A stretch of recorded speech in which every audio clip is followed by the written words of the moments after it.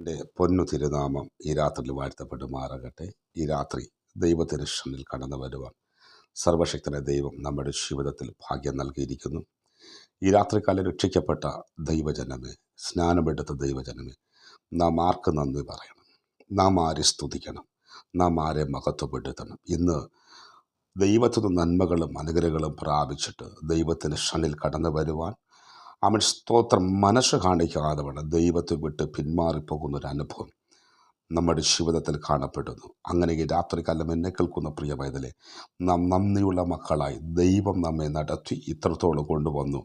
നമ്മുടെ ജീവിതത്തിൻ്റെ അകത്തളങ്ങൾ അതിശയങ്ങളും വിടുതലുകളും പകർന്നിരിക്കപ്പെടുമ്പോൾ നാം ദൈവത്തെ സ്തുതിക്കുവാൻ തയ്യാറാകണം.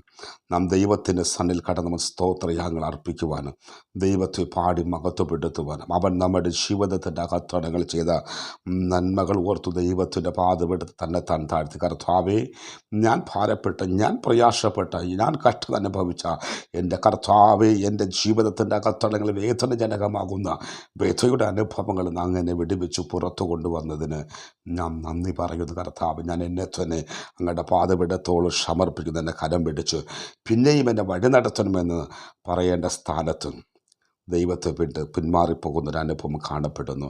ഈ രാത്രിക്കാലം നോക്കട്ടെ, സങ്കീർത്തന ഭാഗം 75-ാം സങ്കീർത്തനം അതിൻ്റെ 1-ാമത്തെ വാക്യത്തിനകത്ത് ഇപ്രകാരം കാണപ്പെടും: ദൈവമേ, ഞങ്ങൾ നിനക്ക് സ്തോത്രം ചെയ്യുന്നു, ഞങ്ങൾ നിനക്ക് സ്തോത്രം ചെയ്യുന്നു, നിൻ്റെ നാമം അടുത്തിരിക്കുന്നു, ഞങ്ങൾ നിൻ്റെ അതിശയ പ്രവർത്തികളെ ഘോഷിക്കുന്നു. ഇവിടെ ഭക്തൻ പറയുകയാണ്, ഞാൻ ദൈവമേ, ഞാൻ അങ്ങേ സ്തോത്രം ചെയ്യും. എന്തുകൊണ്ട്? എൻ്റെ ജീവിതത്തിൻ്റെ അകത്തളങ്ങളിൽ അങ്ങ് മാറ്റങ്ങൾ കൊണ്ടുവന്നിരിക്കുന്നു.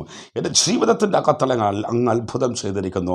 എൻ്റെ ജീവിതത്തിൻ്റെ അകത്തൽ കടന്നു വന്ന കഷ്ടതയും വേദനയും നിരാശയും നിറയപ്പെട്ട സകല അനുഭവത്തിൻ്റെ നടുവിൽ നിന്ന് കർത്താവേ, നീ എന്നെ വിടുവിച്ച് കൊണ്ട് വന്നതുകൊണ്ട് ഞാൻ നിനക്ക് സ്തോത്രം ചെയ്യും. കാരണം അങ്ങ് എൻ്റെ ജീവിതത്തിൽ ചെയ്ത അത്ഭുതങ്ങൾ ഓർക്കപ്പെടുമ്പോൾ, അതിശയങ്ങൾ ഓർക്കപ്പെടുമ്പോൾ എനിക്ക് അടക്കിയിരിക്കാൻ കഴിയത്തില്ല. അതുകൊണ്ട് അങ്ങ് എൻ്റെ ജീവിതത്തിൻ്റെ അകത്തൾ ചെയ്ത അത്ഭുതങ്ങൾ ഓർത്ത്, അതിശയങ്ങൾ ഓർത്ത് ജീവിതകാലമൊക്കെയും ഞാൻ അങ്ങേ സ്തുതിക്കും.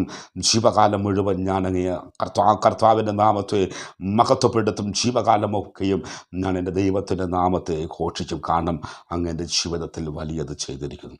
അങ്ങനെ രാത്രികാലം എന്നെ കേൾക്കുന്ന പ്രിയ പൈതലേ, നമ്മുടെ ജീവിതത്തിൻ്റെ അകത്തളങ്ങളും സർവകൃപാലുവായ ദൈവം അത്ഭുതങ്ങൾ ചെയ്തിരിക്കുന്നു, അതിശയങ്ങൾ ചെയ്തിരിക്കുന്നു. ആകയാൽ നന്ദിയുള്ള മക്കളായ ദൈവത്തിൻ്റെ പാദപീഠത്തിൽ വിശുദ്ധ വേർപാടിലുമായിരുന്നുകൊണ്ട് ദൈവിക കൽപ്പനകൾ അനുസരിച്ച് ദൈവം ഒരിക്കൽ നന്മകൾ പ്രാപിപ്പാൻ ദൈവത്തിൻ്റെ ആത്മാവ് നമ്മെ ഓരോരുത്തരും സഹായിക്കട്ടെ എന്ന് പറഞ്ഞുകൊണ്ട് നിർത്തുന്നു.